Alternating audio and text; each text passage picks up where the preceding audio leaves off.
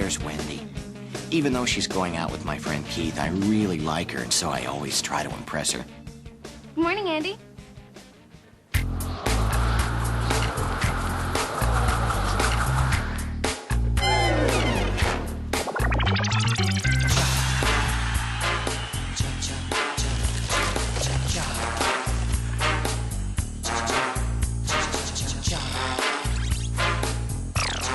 Good morning, Andy.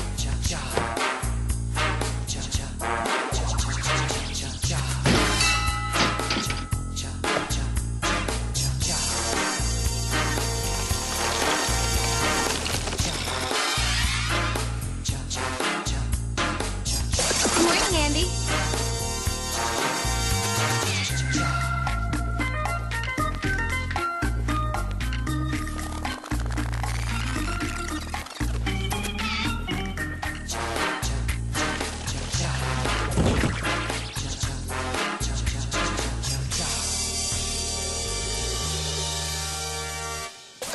Good morning, Andy.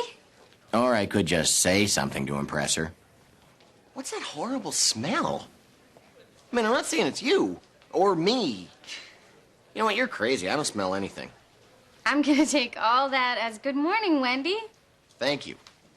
But seriously, what is that smell? I don't know. Maybe somebody left food out over the weekend. Uh-oh. 12:10. If it's someone's lunch, they should have eaten it by now. Well, maybe my taking it will teach them a valuable lesson. Who stole my hoagie?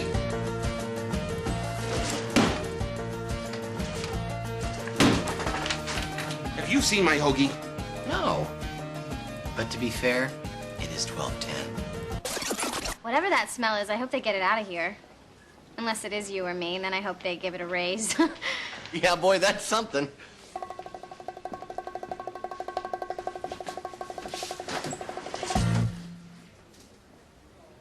Oh, gross.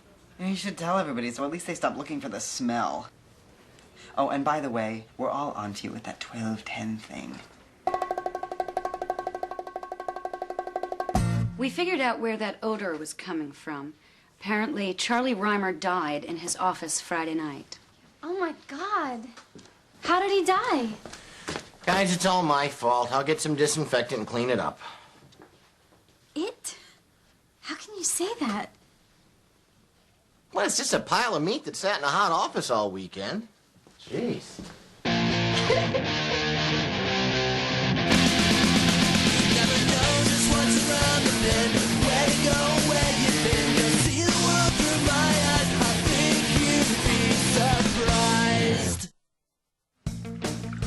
So Charlie Reimer spent the whole weekend dead in his office. I didn't really know him, but still I felt a connection, since I once fell asleep in my office and didn't wake up until Saturday. Poor Charlie. Poor Charlie. Poor me. He was doing all my work. Now I'm stuck with it. A little compassion, Keith? The man had a heart attack. He died, and he sat there alone for 2 days. He wasn't alone. According to the coroner, at some point a squirrel joined him. The real tragedy is that when he went to dial 911, he forgot to dial 911. I sent a memo. I guess the good news is the company's slowly weeding out people who don't read memos. Oh, speaking of which. What's this? A memo. Remember how important it is to read them? The company's making us go to a grief counselor. A grief counselor? What if we're not sad? It's mandatory. They can dictate our emotions now? Let's just imagine for a moment what that would look like. Attention. The following emotions will be felt by the following people. Jenkins, bitter. Thompson, hopeful. Richter, happy. Tobler, disgruntled. Damn! I always get disgruntled. I'm sick of it! They can't dictate our emotions, but they can tell us where to go, when to go there, and how long to stay. They always tell us where to go, when to go there, and how long to stay. I'm sick of it! Andy, I need a favor. I'm supposed to take Wendy to this thing where they show The Sound of Music and people come dressed up in costume and sing along and gay. Anyway, Charlie died, dumped all my work on me, so I can't go. Will you take Wendy for me? Oh my God. A date with Wendy and The Sound of Music? These are a few of my favorite things. Yeah, all right, I'll take her. But, you owe me. Okay, I'll be your butler for 2 weeks. Really? You're such a liar. No, I will. Really? Don't ever lose that.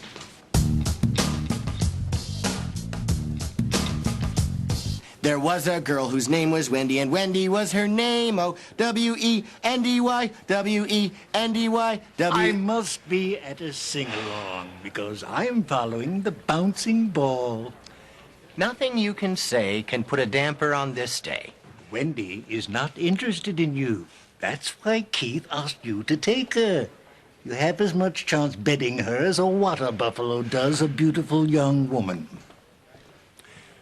That the best you got, Creepshow? Face it, you are no threat. There was a little eunuch boy, and Andy was his name. O-A-N-D-Y, A-N-D-Y, A-N-D-Y. The imaginary dead guy was right. What am I so excited about? Nothing's gonna happen. The only play I'm getting today is that kiss on the cheek from Keith. Jessica, I've been thinking about this whole grief counseling thing. I really don't want to go. You have to. The company's worried about being held liable in case one of us has some insane reaction to Charlie's death. I think I may have killed him. Yeah, something nutty like that. I'm serious. At lunch on Friday, he was complaining about his low cholesterol diet. So I gave him my bacon chili cheese fries. Then we had a contest to see who could do the most push-ups. And the prize was pie. Oh, don't be ridiculous. With that kind of reasoning, you could blame anyone for Charlie's death. I mean, right before he died, I threatened to fire him because he missed another deadline. Really? So you killed Charlie? Oh, God. That is such a relief. Wait a minute. I was just trying to make a point. I didn't kill anybody. Oh, no. No, of course you didn't. I didn't. God, I feel so much better. Now I'm actually looking forward to therapy. Well, you shouldn't feel better. If they did an autopsy on him, they wouldn't find my yelling in his veins. They'd find your bacon chili cheese fries of death. You yelled at him? With his blood pressure? I did not kill Charlie. Oh, Jessica. Boy, grief counseling is great. I mean, for once in my life, I get to say all this stuff without, without worrying about the person who's hearing it. So, one time, my parents put a live snake in my pillowcase. Yeah, my dad said that if I believed in God enough, that it wouldn't hurt me. I guess I didn't believe enough. So long, farewell, auf Wiedersehen, good night. I hate to go and leave this pretty sight. Wow, even though Wendy and I are just friends, tonight was actually a lot of fun. Thanks, Andy. This was great. Yeah, for me too. Well, except for when those two guys dressed as Nazis cut in front of us in the beer line. They had such an air of superiority. I don't know why I stayed silent. You have a really good voice. And you're quite the confident dancer. Even when everyone was yelling at you to sit down. Well, I played Rolf in our high school production. It was either that or the drama teacher was going to release some modeling photos that he took of me. I'll see you tomorrow, Wendy. The sun has gone to bed and so must I. Good night. Good night. Good night.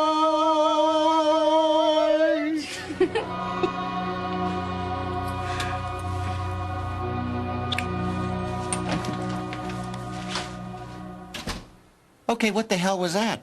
You saw it. That was a real kiss, right? What am I supposed to do now?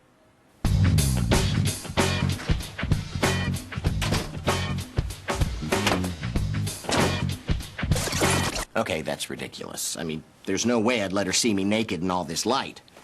But still, what did that kiss mean? Andy? Are you still standing out there?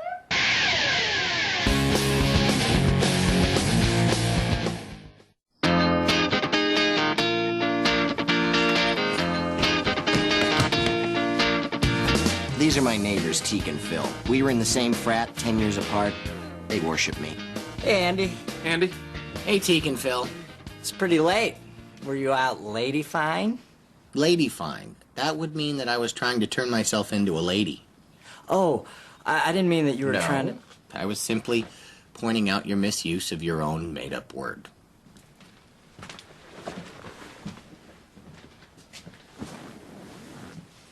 Are you all right?